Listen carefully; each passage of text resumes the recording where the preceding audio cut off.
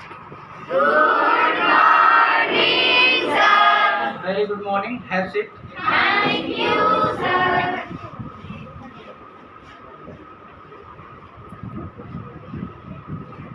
देखिए बेटा,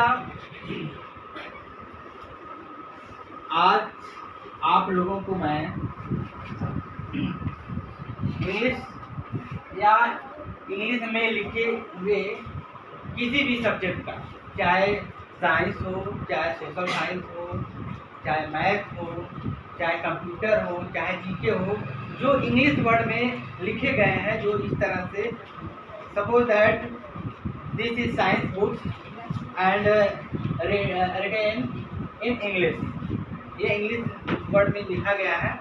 तो आज हम आपको एक ट्रिक बताने वाले हैं कि लंबे लंबे वाक्य को कैसे आसानी से उसका हिंदी में ट्रांसलेशन कर सकते हो।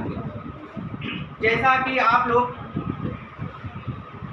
प्रेजेंट, पास्ट, फ्यूचर को पढ़े हैं, उसके रूल और फार्मूले को भी पढ़े हैं, जिसको आप आसानी से ट्रांसलेट कर सकते हो।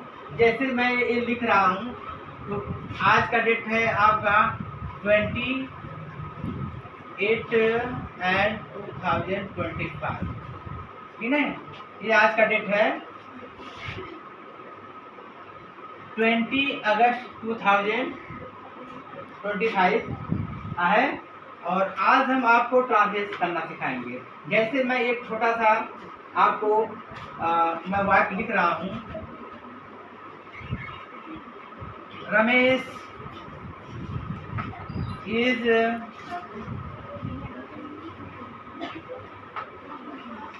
Reading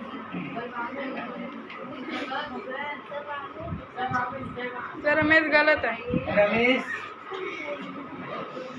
Ramesh is reading a book. ये देखिए बेटा, ये कौन सा टेंस है? Is reading, present continuous tense है। और ये कौन सा सेंटेंस है? मैं आप लोगों को बताया हूँ कि सिर्फ 6 प्रकार के सेंटेंस को तैयार करिए। Simple sentence, negative sentence, interrogative का बिगिन, इंट्रोगेटिव का मिडिल, इंट्रोगेटिव एंड नेगेटिव का बिगिन और इंट्रोगेटिव एंड नेगेटिव का मिडिल। यह एक ट्रिक है। इस चीज को आप लोग यदि जान जाएंगे तो कोई भी, चाहे जिस वाक्य में, चाहे जिस सेंटेंस हो, उसको चाहे जिस सेंटेंस में आप चेंज कर सकते हो। जैसे ये आपका क्या है? Simple sentence. ये क्या है आपका? अब आप सिंपल सेंटेंस से नेगेटिव में भी परिवर्तित कर सकते हो, सिंपल सेंटेंस से आप इंट्रोगेटिव में भी परिवर्तित कर सकते हो, सिंपल सेंटेंस से आप इंट्रोगेटिव नेगेटिव बोथ परिवर्तित कर सकते हो, है नहीं? लेकिन आपको फार्मूला याद रहेगा तो। अब देखिए, सिंपल सेंटेंस का इंग्लिश में क्या फार्मूला है, देख लो। इंग्लिश में इसका क्या फार्मूला है? इंग्लिश में आप देख रहे हो ना, सबसे पहले क्या आया है? सब्जेक्ट आया है। क्या आया है?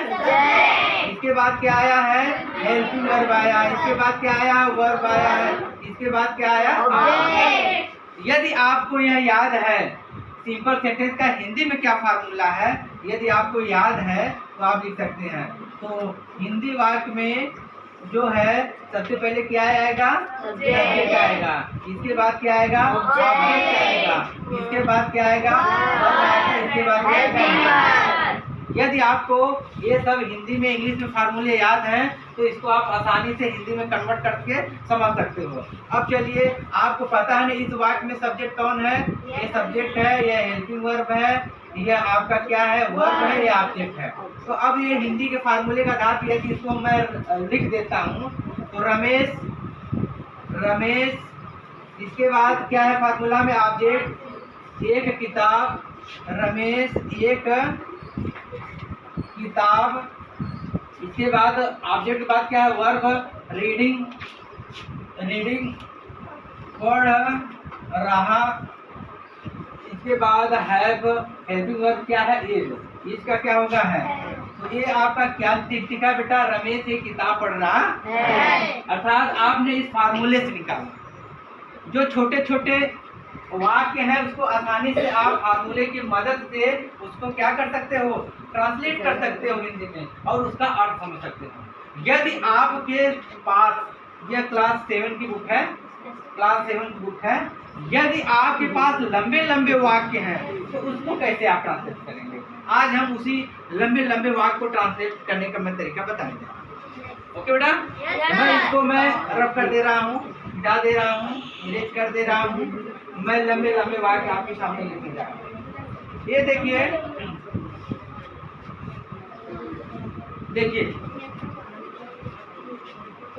ये आपके लंबे लंबे वाक्य हैं। जैसे लिखा है यू हैव, ध्यान से देखना बेटा,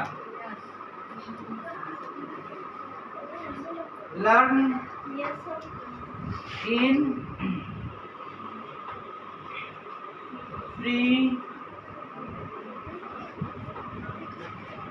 प्रीवियस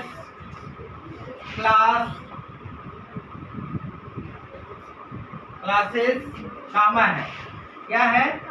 कामा है ह्यूमन बीइंग, ध्यान से देखो बेटा, ह्यूमन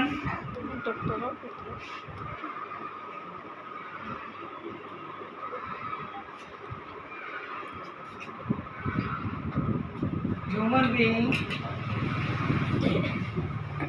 used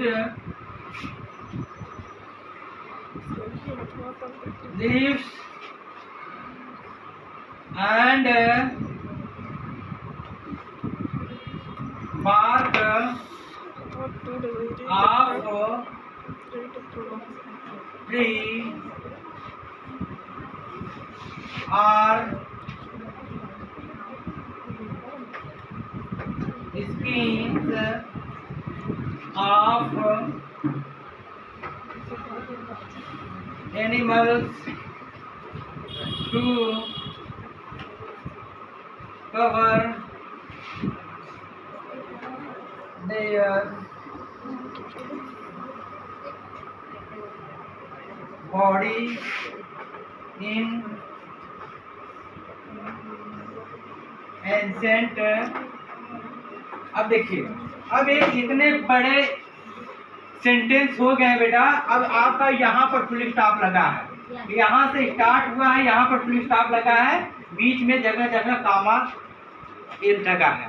तो बताइए अब इतने बड़े बड़े सेंटेंस को कैसे आप ट्रांसलेट करेंगे? तो बेटा इसका सामने यह लंबे से वाक्य है। अब इसको आप लोग ट्रांसलेट कैसे करेंगे? एक बार इसको मैं पढ़ दे रहा हूँ। You have learn in previous class. अब देखिए यह एक अलग वाक्य है, यहाँ से लेकर के ये अलग वाक्य है। You have learn in previous class, पहले इसका अर्थ निकालेंगे, फिर एक कॉमन जगह है, फिर यहाँ से लेकर के यहाँ तक ये दूसरा वाक्य बन रहा है। तो सबसे पहले मैं इसका निकालूंगा। अब देखिए, तो सबसे पहले क्या करना है, आपको सब्जेक्ट ढूंढना। तो इसमें सब्जेक्ट क्या है? यू का क्या होगा?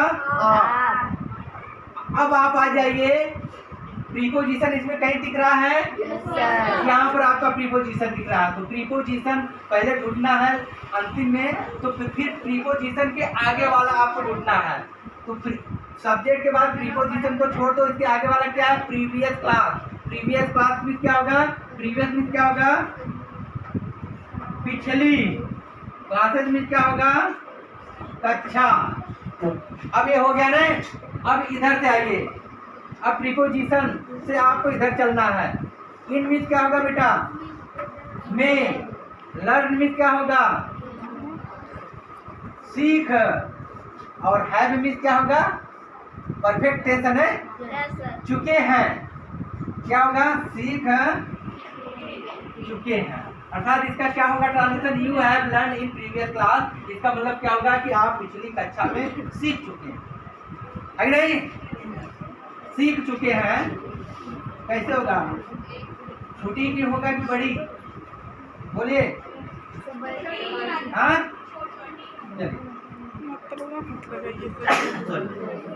अब देखिए आपका एक वाक्य समाप्त हो गया। अब आपको दूसरा वाक्य लेकर चलना है नहीं?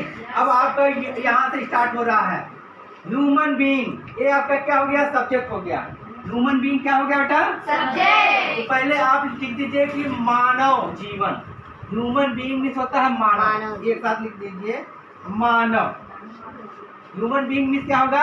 मानव। अब आप एकदम अंत में आ जाइए, अंत में ढूंढिए कि कहाँ पर है इनका प्रीपोजिशन। ये है आपका प्रीपोजिशन। अब आ जाइए, अब इसके आगे चलना है। ध्यान से देख लो बेटा, एक बार समझ जाए तो जीवन भर के लिए आपको आसानी से ट्रांसलेट कर सकते हैं। प्रीपोजिशन, इसके बाद आगे चलिए। एंशिएंट टाइम में क्या होता है? प्राचीन काल। फिर प्रीपोजिशन पे आ जाइए। इन में क्या होगा? में। फिर आ जाइए देयर बॉडी में क्या होगा? उनके शरीर। फिर आ जाइए कवर में क्या होगा?